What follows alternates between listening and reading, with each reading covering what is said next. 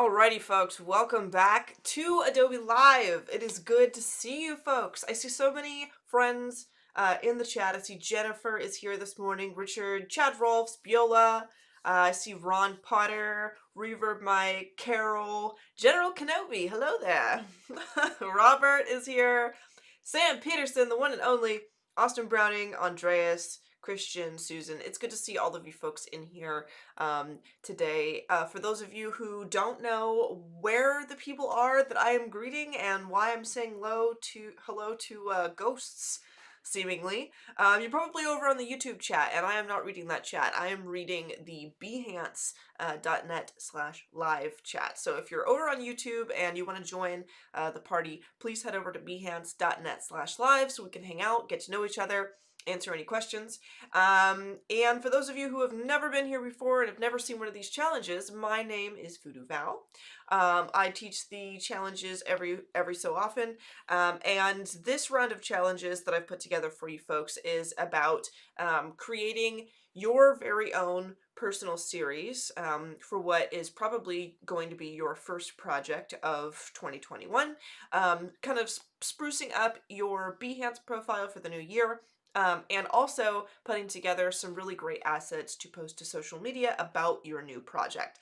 So it's kind of like an overhaul and update for your online presence, which I thought was a pretty good idea for the new year because that's kind of what everyone's going to be looking to do. So we might as well do it together, right?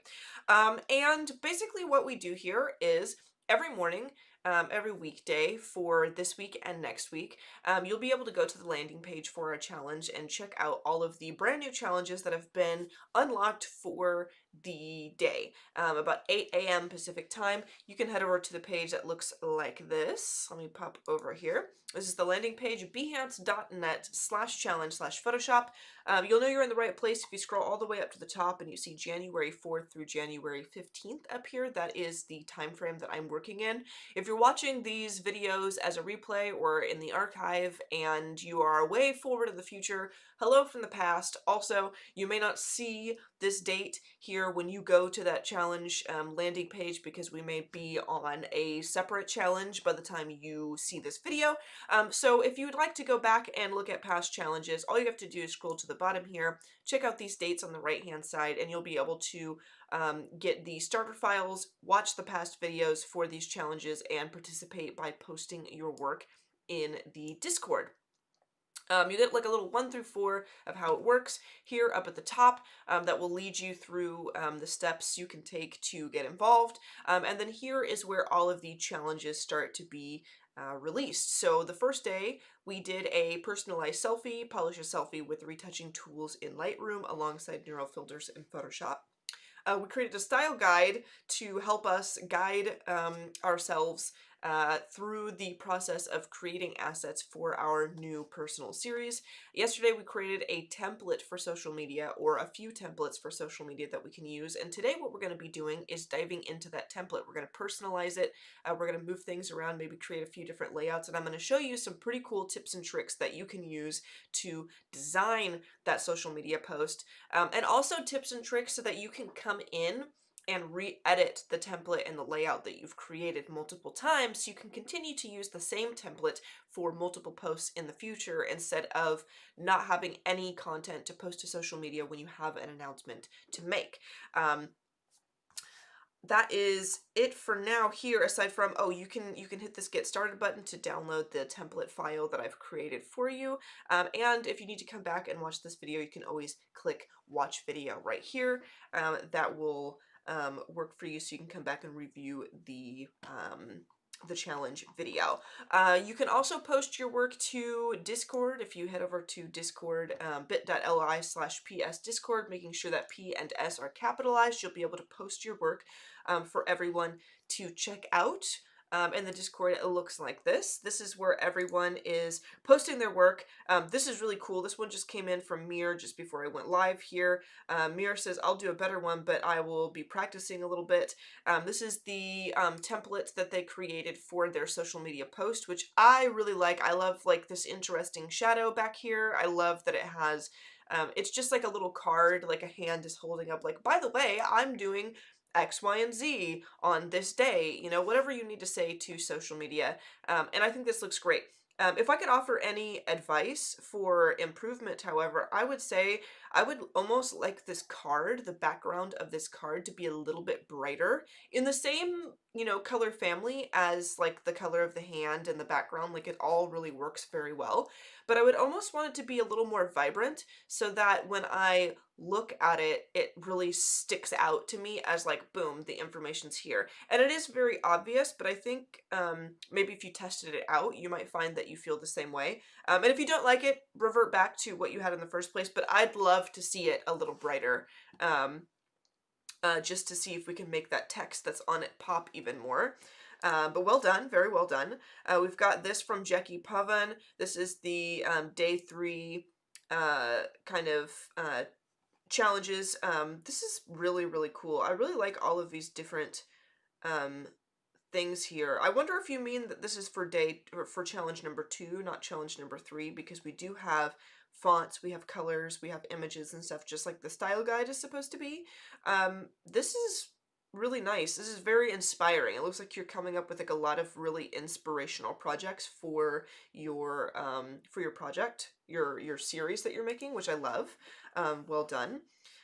Kim McChesney says, I already posted the template I made for the challenge, but I thought I'd share some other templates I did recently for a Harry Potter fan site I help out with a little on social. So much amazing work here today from everyone. This is cool. That's cool. So you have some definitely some experience with like kind of locking things up and making little posts with information and titles and stuff on it. That's really cool. It's very, as a Harry Potter fan through and through, this is very Harry Potter-esque and I love it. So well done. Thank you for sharing that with us. This one's from Frank. I realized I didn't wish Happy New Year to the PSDCC community, so Happy New Year 2021. To all of you, special thanks to the hosts and mentors. This Instagram story is for you. Cool! So this is like an Instagram story that he made. Oh, and it's animated! Oh my goodness, this is so great. I love it. It looks like a chalkboard, something taped to the chalkboard, like a photo taped to the chalkboard, and this font that you've used is really, really great. It just adds a lot of character to this, so very well done. Here's one from NMF Colorado. This is a social media template that they came up with, and I think this is great. This is very template-esque, and I think that you got like the right idea here. We've got these nice little designs here on the outsides. You've got this little card here that has your information, and then you have this little area for text right there, so that you can put a title on it, and I think that the lockup is really great. And then we have this one. This is from Kajrov. So we have like this template here that they've created, and then we also see it in use right here. I noticed a lot of you folks, instead of just making the template, you guys jumped into like using the template immediately, which is really cool, kind of prepared you ahead of time for today. But yeah, these are looking really great. I wish that I could stop and click on every one of these because these are so great. We got some really awesome ones from Frank and from Merviper and all of these wonderful people that came in and came out to do this challenge. You guys really impressed me with some of the awesome colors and lockups that you chose. This is a really good one from Brahma for these challenges. So very well done. I'm loving it, but we do have to jump into today's challenge before we run out of time. So I am going to jump into Photoshop. This is the starter file for challenge number 4, which you could find if you jump back over to the landing page. When you hit this Get Started button on challenge 4 for January 8th, that is the file that you will actually come to. And it just says here, use a social media template from the previous challenge or the assets in the post elements group to quickly create a custom post, import assets, and use the frame tool to dynamically place content. So we're going to go over not only the frame tool, but I'm kind of going to add a bonus technique in here today because I think that you guys could all really use it. We're going to go over how to use the live preview for the pattern tool because I noticed that a lot of you folks were actually using patterned backgrounds in your challenge entries that you were doing naturally. So I figure we should go over that. So this is my template that I created yesterday. This is probably what I'm going to be using for today, or I'm just going to like recreate, because yesterday we went over different ways that you could create the template for yourself. And I just did like some scribbly, sketchy things. I put a piece of my my artwork that I did for the holidays last year in there, just to, you know, to throw some art in there. But I am, because I know that some of you are still actually posting some of those templates, I'm going to go over a few other techniques as well as the frame tool that was promised in today's description, and the pattern tool. So I'm going to hide these, and I'm going to open this post title, this post elements thing. This is also just in case any of you who are tuning in today downloaded the starter files for challenge number 4, but you did not do challenge number 3. I just wanted to make sure that you had a starting point. So this is kind of, I'm going to just, you know, turn the fill down. Yesterday what we did was we used shapes in order to kind of lay things out and make like a sketch or an outline for ourselves. But another thing you can do actually is use the frame tool. So if I grab my frame tool and I just drag it out, maybe I can hold shift to make it a perfect square. If I drag that out, then I can actually come over to, instead of grabbing that from my file, I'm actually going to open the original file. I have in my starter file, if I actually pop over here, I have my challenge number 2, my style guide that has all my colors and my artwork and things into it. But I also have just the raw files of my paintings that I have in my samples here that I can access. So I'm going to pull up one of those over here, because I'm going to drag and drop real quick into this frame. So if I wanted to, for instance, use, maybe we'll use this one here. I can, what happened there? Oh, it's in the, there we go. I actually put that in the post elements. There we go. So I can drag and drop images into here, and I can transform and kind of move things around if I want. Actually, I want to make sure that I transform from here so that I can move the whole frame. Or maybe I can select both of these actually. And I can go in and edit things. Hold on, let me, because it's doing a little weird thing with how I'm moving this at the moment. Maybe I will redo this frame since I've added it in a strange area. Okay, I'm gonna remake this frame because I think what happened is I made a frame over the top of something that I did not want to make it, and so it kind of like glommed on to that, the layer that I kind of drew this out on. So I'm gonna make a new layer. And I'm going to draw this out holding shift like so, just to make sure that this is a frame, and it keeps, actually it does keep doing that. So since I'm not going to use this post elements, and that's just something I added in for you, I'm going to go ahead and just delete this so that it doesn't do that anymore. And I'm going to go ahead and ta-da! Okay, perfect. So now I can kind of drag and drop and throw something in this frame. Yay, there we go. And I can also kind of center this however I want to. I'm gonna go ahead and like kind of line this up with my grid, and then I will come in and just arrange everything else. And something that's really cool that I can do is I can continue to keep dragging and dropping different things in this tool. And if I wanted to, for example, I could transform this and I could move this around. So what if I just want like kind of a close-up of like this character, and I only want it in the frame like up to that point? That's cool too. I can also shrink this, and it's never going to go around the borders of this, which is also really neat, because say for instance I have something like, let me get rid of this real quick. What if I create a strange shape? Like, let me see. I'm going to grab my brush, I'll make a new layer. How much time do we have? Okay, I'll grab my brush, I'll make a new layer, maybe I will, yeah, I'll use this, that'll work. Let me grab a color real quick. What if I'm going to draw, for example, something I've been thinking of drawing for this project? What if I draw like a leaf? And this is not going to be extra fancy because we are low on time. But the idea here is that I'm drawing something that maybe is not a flat image, right? It has like transparency through and around it. So I have like this little leaf. If I were to, I'm gonna size this right here. And maybe I can just drag this directly into my libraries. I think that I can. Let me grab my layer here, and I'm just gonna, boop, add that little leaf right there. And then if I go back to my layers, I can hide this. I'm just gonna get rid of that. We'll grab my frame tool. I will, maybe actually I want this frame tool like kind of up in the corner over here. There's my frame.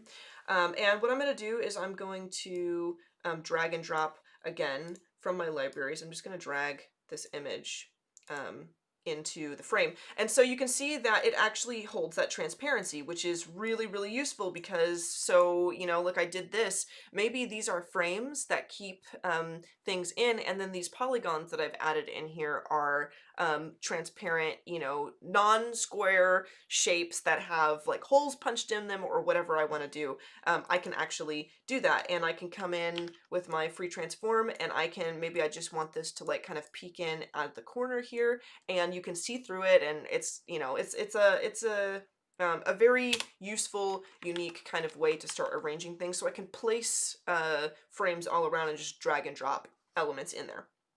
But anyways, if you do not want to use that particular method of doing things, that is fine. It's really up to you. But the next thing that I would like to show you, and I'm going to jump back over here to my original templates, is I'm going to show you how to make a wonderful pattern, because we want to put patterns in here. I think that my my work in the back is looking a little empty. So what I'm going to do is I'm going to come over to this brand new file that I opened. I just made a new file. I called it pattern to save it. And what I'm going to do, first of all, is I am going to come over here and sample a color that I think will work great with my work. Let me grab my brush. I'm going to grab this red color because I think it's pretty interesting. And I'm going to come back over here to my pattern, and I'm just going to paint bucket this in. So let me right click on my gradient tool to activate my paint bucket, and I'm going to grab this reddish color. And then the next thing I'm going to do is I'm going to grab the gold color from there, or I can actually go to my libraries and grab a gold color. In order to grab a new color, all you have to do is click one of these. If you got these from Adobe Color, all you have to do is click one of these panels, and it will actually change over to a color that you can use. And what I'm going to do is I am simply going to grab my ellipse tool, and I'm going to drag out a circle. Okay.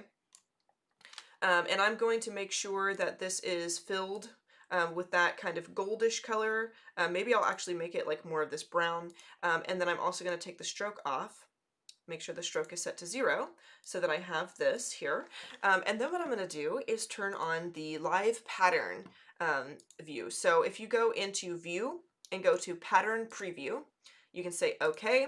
And it will actually show a box around your file, and then it will show you what it looks like if it's duplicated. So I don't really want it just to be uniform, like a grid like this of circles. I'm going to keep duplicating this ellipse and kind of dragging this out and creating more of a pattern that I like. And I can just zoom out simply to see what the pattern starts to look like. So I'm going to put a little ellipse right there. I'm maybe going to move this ellipse up here because I kind of want it out of the way a little bit. And then I will duplicate this ellipse one more time, and I'm going to make it slightly bigger. I think that will work. And I may come in and change this. You know, I'm limited on time today, so I can't do a whole huge ton of things, but it does maybe more like this. Yeah, we'll do that. And then what I'm going to do is make a layer, a new layer above these ellipses, and put them on a clipping mask. because what I also want to do is come in with my brush tool, come in here to my library. I'm going to grab this brighter color, and then I can come in and kind of add a little bit of interesting detail in a different manner here, so that there's more than just the circles. Will give it like a little bit of character, right? So I'm going to come in. Here's let me make sure I'm grabbing this color. Where is that? Oh, there it is. Throw some onto this circle, and then the same here. I'm going to right click, create clipping mask. And the clipping mask, basically what that does is it makes it so that whatever I'm putting on the layer that's applied as a clipping mask, whatever this little arrow is pointing to, everything that's on this layer is only going to stay within the borders of the layer directly underneath it. So I'm basically making it so that none of what I'm putting here is breaking the borders of those ellipses that I used. And then maybe I'll grab a darker color like so and just put a little something something behind. So now what I'm going to do is go View. I am going to take it out of Pattern Preview. I'm going to actually select all of these, group them, and turn it into a smart object so it's all here. I'm going to say Control A to select the borders here, and then I'm going to go to my patterns. I'm going to go Window, Patterns, if you don't see patterns, and I am going to right here and go New Pattern Preset, and I'm going to call this Krampus because it's going to go behind my Krampus painting. And then here on this layer, I'm going to come in here and I'm going to just drag this out. Oh, that's actually kind of cool. I dragged that out onto the shape, which didn't look half bad. But now I have a pattern that I can put back behind this, and then I can actually change all of these polygons if I want to. I could come in, for example, and just do the same thing that I did with those circles if I wanted. I could come in and maybe I will actually make these like sort of green because there's like this interesting green color in my Krampus. Let me say create clipping mask. I'll actually duplicate this and do that to all of them maybe. Normally I would spend a little bit more time choosing these colors, but you guys can see I'm kind of, can I convert create clipping mask? What's going on there? Let me just make a new layer and then say, there we go. So I would normally spend a little more time making some adjustments and things to the colors that I choose here. But as you can see, it's starting to come together, and I can make this pattern here. I can make it bigger or larger. In fact, if I come here and double click this, I can actually scale this up and down. And all I did was I double clicked the pattern layer there, so I can scale this and make it a little bit bigger, which I actually like it bigger when you can't even really tell that it's a pattern so much. I actually think that looks pretty good. That's actually pretty cool right there. And where is that other polygon? There we go. We'll do this one more time, and I am running out of time, and I know that I am, but we are almost done here. I'm going to put that on a clipping mask, and then I'm going to come in here with this lighter green with my brush tool, and I'm going to just add a little bit of texture in to these, and then I'm going to call it done. And I might come back because I'm going to have to add like text to this too, because you'll notice that my text is still the sketchy text. But you can see how very, very quickly and very, very easily I am able to kind of come in and kind of give this a lot more character and a lot more life, and make it seem a lot more detailed than it originally was. I think that let's see, with this, I don't know what color I'm gonna make this. I could just do gold again if I wanted to. Let me clipping mask this. Oh, it is a clipping mask already. It is not working, however, and I don't know why. But that's something I can take care of after a while. Maybe I can do a color overlay and select that color and say, okay, boom. Oh, that's because it's the wrong, ha ha ha ha ha. It's the wrong one. That's why. It's the other one. There we go. So yeah, I could come in with this gold that actually doesn't look half bad to me. I can come in with this, even though I already have that kind of in the little circles that I had. It just kind of adds maybe a little bit more character to this.